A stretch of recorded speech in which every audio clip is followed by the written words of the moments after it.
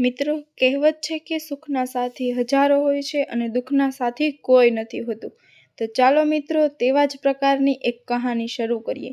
તે પહેલાં જેટલા લોકો ચેનલ પર નવા હોય તેઓ ચેનલને સબસ્ક્રાઈબ કરી દેજો અને વિડીયો પસંદ આવે તો આ વિડીયોને લાઈક શેર કરી દેજો. તો ચાલો કરીએ આજની કહાની. દોસ્તો, ઘણા સમય પહેલાંની વાત છે. અમરેલી જિલ્લામાં રૂપા નામની એક વિધવા સ્ત્રી રહેતી હતી. તે સ્ત્રી ખૂબ દુઃખી હતી, કારણ કે તેમનો પતિ લગ્નના થોડા જ વર્ષો બાદ તેમને છોડીને આ દુનિયામાંથી ચાલ્યો ગયો હતો. તે સ્ત્રીના ગર્ભમાં એક બાળક પણ હતું. દોસ્તો, પતિના મૃત્યુ બાદ તે સ્ત્રીના જીવનમાં એક ભયાનક સ્થિતિ આવી ગઈ હતી. તેથી તેની પાસે 2 ટકનું ભોજન પણ ન હતું. તેમની સંપત્તિ પડોશીઓએ સરખી વહેંચી લીધી હતી. તે કંઈ પણ કરી શકતી ન હતી, કારણ કે તે આ દુનિયામાં એકલી રહી ગઈ હતી અને તેનો કોઈ આ દુનિયામાં સાથ દેવાવાળું પણ હતું નહીં. તે વિચારતી હતી કે તેના ગર્ભમાં એક બાળક છે.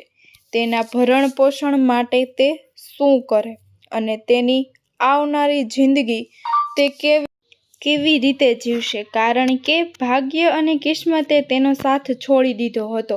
કહેવાય છે ને કે દુનિયામાં એક સ્ત્રીનો સાચો સાથી તેનો પતિ જ હોય છે, જે જીવનમાં બધા સુખ દુઃખમાં સાથ આપે છે. એ પણ છોડીને ચાલ્યો ગયો છે. આ સંસારમાં પતિ સિવાય સ્ત્રીનું કોઈ સન્માન નથી રહેતું.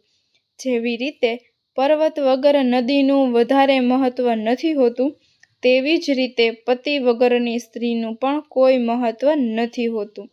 પરંતુ તે રૂપાએ પોતાની જિંદગીને સ્વીકારી લીધી અને એક દુઃખભરી જિંદગી જીવવા લાગી. થોડાક દિવસો પછી તેણે એક બાળકને જન્મ આપ્યો અને તેણે તેનું નામ ભાગ્યરાજ રાખ્યું. રૂપા મનોમન વિચારવા લાગી કે પોતાનું ભાગ્ય પોતાનાથી જુદું થઈ ગયું છે અને તે તેના બાળકનું નામ ભાગ્યરાજ રાખી શકે છે. તે માટે તેણે તેના પુત્રનું નામ રાખી દીધું. મિત્રો, પછી તે રૂપા બીજાના ઘરે કામ કરવા લાગી અને પોતાના છોકરાનું ભરણ પોષણ કરવા લાગી. ધીરે ધીરે તેનો છોકરો મોટો થવા લાગ્યો અને શાણો પણ થતો ગયો. ત્યારબાદ તેનો છોકરો ભાગ્યરાજ ગામના ધનવાન માણસોના છોકરાઓ સાથે રમવા લાગ્યો અને તેઓ ભાગ્યરાજના મિત્ર બની ગયા. એક દિવસ ભાગ્યરાજે તેની માતાને પૂછ્યું કે મારા જેટલા મિત્ર છે તે ખૂબ ધનવાન છે. તેઓના ઘરમાં ધનની અછત નથી, પરંતુ આપણે ગરીબ કેમ છીએ? એટલા બધા ગરીબ કે આપણને 2 ટકનું ખાવાનું પણ ભાગ્યે જ મળે છે. મારા જીવનમાં ભગવાને આવું શું કામ કર્યું? તેટલું જ બોલતા તેની માં તેને કહેવા લાગી, મારું અને તારું ભાગ્ય સાથ છોડીને ચાલ્યું ગયું છે. મારી અને તારી કિસ્મત હવે સાથ નથી આપતી. એ માટે આ ભયાનક દુઃખ અને ભયાનક ગરીબી સામે આવી છે. તું પરેશાન ન થતો. ભગવાન જે કરે છે તે સારું જ કરે છે. મિત્રો, પુત્ર કહેવા લાગ્યો કે ભગવાને મારા જીવનમાં આવું શું કામ કર્યું? મારી કિસ્મતને અને મારા ભાગ્યને કેમ છીનવી લીધું? અને એવું શું કામ કર્યું ને ભગવાન ક્યાં મળશે? હું તે ભગવાનને જઈને પૂછીશ કે મારું ભાગ્ય ક્યાં ગયું? અમને આટલી બધી ગરીબી કેમ આપી દીધી કે અમને 2 ટકનું ભોજન પણ ભાગ્યે જ મળે છે? ત્યારે તેની માતાએ કહ્યું કે પુત્ર, ભગવાન બધી જગ્યાએ છે. ત્યારે ભાગ્યરાજ કહેવા લાગ્યો, તું એકવાર કહી દે કે ભગવાન ક્યાં મળશે? ત્યારે ભાગ્યરાજની માતાએ કહી દીધું કે જંગલમાં મળશે. તને મિત્રો, તે ભાગ્યરાજ ઘરેથી નીકળી ગયો અને ભગવાનને શોધતો તે જંગલમાં પહોંચી ગયો. મિત્રો, તે ઘરેથી નીકળી ગયો અને ભગવાનને શોધતો તે જંગલમાં પહોંચી ગયો. તે દિવસે સવારથી સાંજ થવા લાગી, પરંતુ તેને કોઈ ભગવાન ન મળ્યા અને ભાગ્યરાજ ભગવાનને શોધતો રહ્યો. ભગવાનનો પડછાયો પણ ક્યાંય નજર ન આવ્યો. સાંજ થવા લાગી હતી. આંખમાં આંસુ આવી ગયા અને બેભાન થઈને તે જંગલમાં જ પડી ગયો. આ બાજુ ભગવાન વિષ્ણુ અને લક્ષ્મી માતા પૃથ્વીલોક પર આંટો મારવા માટે નીકળ્યા હતા. તે જંગલમાં જઈ રહ્યા હતા ત્યારે લક્ષ્મી માતાની નજર પહેલા ભાગ્યરાજ પર પડી અને તેઓ પ્રભુને કહેવા લાગ્યા કે હે પ્રભુ, આ બાળક કોણ પડ્યું છે? ત્યારબાદ માતા લક્ષ્મી સ્ત્રીનું સ્વરૂપ ધારણ કરીને તે ભાગ્યરાજ પાસે ગયા અને કહેવા લાગ્યા કે બેટા, તું ક્યાંથી આવ્યો છો અને તારું નામ શું છે? ત્યારે ભાગ્યરાજ કહેવા લાગ્યો કે મારું નામ ભાગ્યરાજ છે. ત્યારે લક્ષ્મી માતાએ તેને કહ્યું કે તું ક્યાં જઈ રહ્યો છો? ત્યારે પહેલા છોકરાએ જવાબ આપ્યો કે હું ભગવાનને મળવા માટે જઈ રહ્યો છું. ત્યારે માતા લક્ષ્મીએ પૂછ્યું કે તું ભગવાનને શા માટે મળવા માટે નીકળો છો? ત્યારે પહેલા ભાગ્યરાજે કહ્યું કે હું ભગવાનને એ પૂછવા નીકળ્યો છું કે મારું ભાગ્ય ક્યાં ગયું અને મારી માતા અને મને 2 ટકનું ભોજન પણ માંડ મળી રહે છે અને અમને આટલી બધી ગરીબી શા માટે આપી? ત્યારે ભગવાને કહ્યું કે તારા ભાગ્યમાં જ નથી, તું પાછો ઘરે વયો જા. ત્યારે ભાગ્યરાજે કહ્યું કે હું ઘરે પાછો જઈશ, પરંતુ જ્યારે હું ભગવાન સાથે એકવાર વાત કરી લઉં ત્યારે ઘરે જઈશ. ત્યાં સુધી હું ભગવાનની શોધમાં રહીશ. ત્યારે માતા લક્ષ્મી કહેવા લાગ્યા કે હે પ્રભુ, તમે આ ભાગ્યરાજને કંઈક આપી દો. ત્યારે વિષ્ણુ ભગવાન કહેવા લાગ્યા કે દેવી, આના પર ભરોસો ભાગ્યમાં કંઈ નથી, તો હું ક્યાંથી આપી શકું? ત્યારે લક્ષ્મી માતાએ કહ્યું કે તમારું કામ છે દેવાનું, તો કંઈ આપી દો મિત્રો. ત્યારે ભગવાન વિષ્ણુએ તેને એક હીરાનો હાર આપ્યો અને કહ્યું કે આ હીરાનો હાર લઈ જા. ત્યારે ભાગ્યરાજે હીરાનો હાર લીધો અને બહુ ખુશ થઈ ગયો અને ઘર તરફ પાછો ફર્યો અને કહેવા લાગ્યો કે આ હીરાનો હાર મારી માતાને આપીશ તો તે ખૂબ ખુશ થઈ જશે. બહુ ખુશ થઈને તે જઈ રહ્યો હતો. ત્યારે આગળ જતા તેને શૌચ ક્રિયા માટે જવું પડ્યું. ત્યારે તેણે તે હારને પથ્થર ઉપર રાખી દીધો અને ચાલ્યો ગયો. તે પાછો આવ્યો ત્યારે ગીધ આવ્યું અને તે હાર ઉપાડીને ચાલ્યું ગયું અને તે પછી પરેશાન થઈ ગયો અને ત્યાં ને ત્યાં જ રડવા લાગ્યો. ત્યારબાદ તે જેણે હાર આપ્યો હતો તેની પાછળ ભાગવા લાગ્યો. તેને નહોતી ખબર કે તે ભગવાન વિષ્ણુ અને માતા લક્ષ્મી હતા. તે આગળ જતા તેઓની પાસે પહોંચી ગયો અને તે રડવા લાગ્યો. તેણે કહ્યું કે તે હાર તો ગીધ લઈ ગયું છે, હવે હું શું કરું? મારા જીવનમાં એવું કંઈક કરો કે મારું જીવન સારું થઈ જાય. ત્યારે ભગવાન વિષ્ણુએ કહ્યું કે તું બ્રહ્માજી પાસે જા. ત્યાં ભાગ્યરાજે કહ્યું કે બ્રહ્માજી ક્યાં મળશે? ત્યારે ભગવાન વિષ્ણુએ કહ્યું કે તે આગળ મળશે અને ત્યારબાદ ભાગ્યરાજ ભગવાન બ્રહ્મા પાસે પહોંચ્યો અને કહેવા લાગ્યો કે તમે મારા જીવનમાં કંઈક એવું કરી દો કે મારું જીવન સારું થઈ જાય. બહુ ગરીબ છું, મને અને મારી માતાને 2 ટકનું ભોજન ક્યારેક જ મળે છે. ત્યારે બ્રહ્માજીએ કહ્યું, ભાગ્યરાજ, તારા જીવનમાં દુઃખ જ છે. દુઃખી જીવન જીવવું એ તારા ભાગ્યમાં લખેલું છે. તો હું તને શું આપી શકું? હું તારી શું મદદ કરી શકું? ત્યારે ભાગ્યરાજે કહ્યું કે ના પ્રભુ, તમે મારા જીવનમાં કંઈક એવું કરી દો કે મારું જીવન ભલું થઈ જાય. ત્યારે બ્રહ્માજીએ તેને સોનાની અંગૂઠી આપી અને કહ્યું, આ અંગૂઠી લઈ જા. ત્યારે ભાગ્યરાજ ખૂબ ખુશ થયો અને પોતાના ઘર તરફ જવા નીકળ્યો. ત્યાં ભાગ્યરાજ ખૂબ ખુશ થઈને જઈ રહ્યો હતો. ત્યારે રસ્તામાં તેને તરસ લાગી અને તે એક નદી પાસે પાણી પીવા માટે ઝૂક્યો. ત્યારે તેના ખિસ્સામાંથી અંગૂઠી રાખેલી હતી. તે અંગૂઠી નદીમાં પડી જાય છે અને તે અંગૂઠી એક માછલીના મોંમાં ચાલી ગઈ અને હવે તે બહુ પરેશાન થવા લાગ્યો.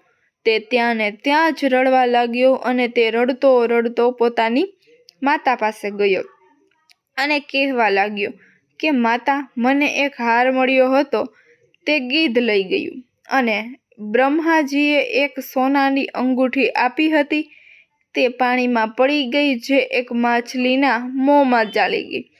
હું જેમ તેમ કરીને ભાગ્ય બદલવાનો હતો, પરંતુ જે ખુશી આવી હતી તે પણ વહી ગઈ. ત્યારે તેની માતાએ તેને કહ્યું, તું ક્યાં મને રોજ રોજ નવી વાર્તાઓ સંભળાવે છે? તને શું થઈ ગયું છે? ત્યારે ભાગ્યરાજે તેની માતાને જવાબ આપ્યો કે ના માં, મને એક હાર અને અંગૂઠી મળી હતી. ત્યારે તેની માતાએ તેના પર વિશ્વાસ ન કર્યો. ત્યારબાદ તે બ્રહ્માજી પાસે પાછો જાય છે અને તેને કહેવા લાગે છે કે તમે જે અંગૂઠી આપી હતી તે અંગૂઠી તો માછલીના મોંમાં ચાલી ગઈ છે અને કહ્યું કે પ્રભુ, મારા જીવનમાં કંઈક એવું કરો કે હું સુખી થઈ જાઉં. ત્યારે તેને બ્રહ્માજી મહાદેવ પાસે લઈ ગયા. ત્યારે બ્રહ્માજીએ મહાદેવને કહ્યું કે આ છોકરાના ભાગ્યમાં કંઈ પણ નથી, પરંતુ કંઈક એને આપો કે જેથી તે સુખી થઈ જાય. ત્યારે મહાદેવે એક હીરાની થેલી આપી અને કહ્યું કે બેટા, તું આ થેલી લઈ જા અને તારા જીવનમાં કંઈક સારું થઈ જશે. અને હવે હીરાની થેલીને લઈને તે ખુશખુશાલ થઈને જઈ રહ્યો હતો અને તે વિચારી રહ્યો હતો કે આ હીરાથી ભરેલી થેલી મારી માતાને આપીશ તો તે બહુ ખુશ થઈ જશે. જેવો તે ઘરે પહોંચ્યો ત્યારે તેની માતા બીજાના ઘરે કામ કરવા ગઈ હતી. ઘરે કોઈ ન હતું, તે માટે ભાગ્યરાજે તે હીરાની થેલીમાંથી હીરા કાઢીને એક કટોરામાં રાખી દીધા અને પોતાની માને ઘરે બોલાવવા માટે ઘરની બહાર નીકળ્યો. તેટલી જ વારમાં ચોરો ભાગ્યરાજના ઘરે આવી અને પહેલા કટોરા ઉપાડી ગયા જેમાં હીરા હતા. પોતાની માને બોલાવી લાવ્યો. ત્યારે તેણે પેલો કટોરો ગોત્યો પણ તેને ક્યાંય ન મળ્યો અને પાછો કહેવા લાગ્યો અને રડવા લાગ્યો કે માતા, મને હીરાની થેલી મળી હતી. ત્યારે તેની માતા કહેવા લાગી કે ચાલ, આ તો રોજનું છે વાર્તાઓ બનાવવાનું. ભાગ્યરાજ ખૂબ દુઃખી થઈ ગયો અને બીજા દિવસે તે બ્રહ્માજી પાસે ગયો અને બ્રહ્માજીને કહેવા લાગ્યો કે જ્યારે હું હીરાથી ભરેલી થેલી લઈને મારા ઘરે ગયો ત્યારે હું મારી માતાને શોધવા માટે તે હીરાને એક કટોરામાં રાખીને ગયો હતો. ત્યારબાદ મારી માતાને શોધીને લાવ્યો હતો. હીરાનો કટોરો ત્યાં ન હતો. ત્યારે બ્રહ્માજીએ કહ્યું કે પુત્ર, હવે તારું કંઈ પણ ન થઈ શકે. જ્યારે બ્રહ્મા, વિષ્ણુ અને મહેશ કંઈ પણ ન કરી શકે તો 33 કોટીમાંના એક પણ દેવતા તારું કંઈ કરી શકે નહીં. ત્યારે ભાગ્યરાજ કહેવા લાગ્યો કે હે પ્રભુ, તો હવે હું શું કરું? ત્યારે બ્રહ્માજી કહે છે કે હવેથી તું ભગવાન મહાદેવના દરવાજા પર રોજ સવારે જા, કારણ કે તેના દરવાજા પર ભાગ્ય દેવી રોજ હોય છે. તે જ તારું ભાગ્ય બદલી શકે છે. ત્યારે ભાગ્યરાજ કહેવા લાગ્યો કે હે પ્રભુ, હું ત્યાં જઈને શું કરું? ત્યારે બ્રહ્માજી કહે છે કે ખાલી ત્યાં જઈને ભગવાન શિવને બોલાવવાના છે અને ખાલી દર્શન કરવાના છે. બીજું કંઈ નથી કરવાનું અને કંઈ પણ માગવાનું પણ નથી. મિત્રો, એ જ થયું. ભાગ્યરાજ ચૂપચાપ અને નિરાશ થઈને પોતાના ઘરે ચાલ્યો ગયો. બીજો દિવસ જેવો થયો ત્યારે ભાગ્યરાજ ભગવાન મહાદેવના મંદિરના દરવાજે જઈને ઊભો રહ્યો. તેણે ત્યાં જઈને માત્ર ભગવાન શિવના દર્શન કર્યા અને ત્યાં જ બેઠો રહ્યો અને સાંજ પડી ગઈ. ત્યારબાદ તે ઘરે જતો રહ્યો. બીજા દિવસે તે પાછો આવ્યો અને ભગવાન શિવના દર્શન કર્યા. ત્યારબાદ તે દરવાજા આગળ બેઠો રહ્યો. આમ કરતાં કરતાં તેણે ઘણા દિવસો વીતી ગયા. એક દિવસ ભગવાન શિવે ભાગ્ય દેવીને કહ્યું કે આ મારો ભક્ત છે, તે રોજ મારા મંદિરે આવે છે, આખો દિવસ બેઠો રહે છે અને સાંજે ચાલ્યો જાય છે. તમે તેને એવું કંઈક આપી દો કે આના જીવનમાં કંઈ ને કંઈ સારું થઈ જાય. ત્યારે ભાગ્ય દેવી કહેવા લાગ્યા, બ્રહ્માજીએ આના ભાગ્યમાં કંઈ લખ્યું નથી. આના ભાગમાં તો ખાલી દુઃખ અને દુઃખ જ છે ને સંકટ જ લખેલા છે. હું આને શું આપી શકું? ત્યારે ભગવાન શિવે જવાબ આપ્યો, તમે તો ભાગ્યના દેવી છો. જે ભક્ત મારા દરવાજે રોજ આવે છે અને ખાલી હાથે ચાલ્યો જાય છે, તે મને સારું નથી લાગતું. મારો આદેશ છે કે તમે આને કહીને કંઈ આપો. ત્યારે બીજા દિવસે ભાગ્ય દેવીએ એ પહેલા ભાગ્યરાજને સોનાનો સિક્કો આપ્યો. ત્યારબાદ તે સોનાનો સિક્કો લઈને ઘરે ચાલ્યો ગયો અને પોતાની માતાને આપ્યો. તે દિવસે તેની માતાએ ભોજનની વ્યવસ્થા કરી અને બીજો દિવસ આવ્યો ત્યારે તેની માતાને વિચાર આવ્યો કે પ્રભુએ અમને સોનાનો સિક્કો આપ્યો છે, તો આનાથી હું કહીને કંઈ વ્યાપાર કરું. ત્યારબાદ તેણે વિચાર્યું કે હું માછલીનો વેપાર કરું. ત્યારબાદ તે બજારમાં એક માછલી લેવા માટે ગઈ. તે માછલીને ઘરે લાવીને જોયું કે માછલી મરી ગઈ છે. ત્યારે તેણે તે માછલીને કાપીને જોયું તો તેમાંથી એક અંગૂઠી નીકળી, જે બ્રહ્માજીએ ભાગ્યરાજને આપી હતી. માએ જોયું તો કહેવા લાગી, બેટા, જો આમાંથી એક અંગૂઠી નીકળી છે. ત્યારે ભાગ્યરાજ કહેવા લાગ્યો, માં, આ એ જ અંગૂઠી છે જે બ્રહ્માજીએ મને આપી હતી. તેની માતા અને ભાગ્યરાજ બંને બહુ ખુશ થઈ ગયા. એક દિવસ ભાગ્યરાજની માતાને વિચાર આવ્યો કે ચાલ આજે બ્રાહ્મણોને જમાડીએ. ત્યારે તેણે ભાગ્યરાજને જંગલમાં લાકડા લેવા માટે મોકલ્યો. ત્યારે ભાગ્યરાજ જંગલમાં એક સૂકા વૃક્ષ પરની ડાળીઓ કાપવા માટે ચડ્યો. ત્યારે તેણે જોયું તો તે વૃક્ષ પર પેલો હીરાનો હાર હતો, જે મહાદેવે આપ્યો હતો, જે ગીધ લઈને ઉડી ગયું હતું અને તે લઈને પોતાના ઘર તરફ ચાલ્યો ગયો. મિત્રો, તેને રસ્તામાં તરસ લાગે છે. તે પાણી પીવા માટે કઈ પાત્રની શોધ કરી રહ્યો હતો. ત્યારે જ તેને બાજુમાં એક કટોરો મળે છે. તે કટોરામાં હીરાઓ હોય છે. ત્યારે એ સમજી ગયો કે આ પેલો કટોરો છે જે ખોવાઈ ગયો હતો અને ત્યારબાદ તે હાર અને કટોરાને લઈને પોતાના ઘરે ગયો. તે હાર અને હીરા ભરેલા કટોરાને પોતાની માતાને બતાવ્યા. ત્યારબાદ તેની માતા તે જોઈને ખૂબ ખુશ થઈ અને ભાગ્યરાજે જ બધી વાત કહી. ધીરે ધીરે તેની કિસ્મત જ બદલી ગઈ. મિત્રો, કહેવાય છે કે ભાગ્યની દેવીની કૃપા થાય તો જીવનમાં બંધ પડેલા કામો પણ ચાલુ થઈ જાય છે અને ધીરે ધીરે તે માણસ ધનવાન બનતો જાય છે. મિત્રો, ભાગ્ય અને કિસ્મતનો સાથ ન હોય તો કોઈ હીરાનો હાર આપી દે કે હીરાથી ભરેલો કટોરો આપી દે તો પણ તે પોતાની પાસે ટકતો નથી. જ્યારે ભાગ્ય અને કિસ્મત સાથ આપે ત્યારે ધીરે ધીરે કરીને તમારા બધા કામ શરૂ થઈ જાય છે અને થોડા જ દિવસોમાં તમે ધનવાન બની શકો છો અને સુખ સમૃદ્ધ જીવન પણ જીવી શકો છો. મિત્રો, તમારા ભાગ્ય સાથ ન આપે ત્યારે કોઈની પાસે ન જતા ભગવાન શિવના મંદિરે જજો. ત્યારે ભગવાન શિવ કર્મોના આધારે તમારું ભાગ્ય બદલી નાખશે અને તમારો બેડો પાર કરી દેશે. તો મિત્રો, તમને આજનો અમારો આ વિડીયો પસંદ આવ્યો હોય તો વિડીયોને લાઈક, શેર અને ચેનલ પર નવા હોય તો ચેનલને સબસ્ક્રાઈબ જરૂરથી કરી દેજો. મળીએ મિત્રો એક નવા વિડીયોમાં. ત્યાં સુધી તમે તમારું ધ્યાન રાખજો. જય શ્રી કૃષ્ણ. મિત્રો, થેન્ક યુ.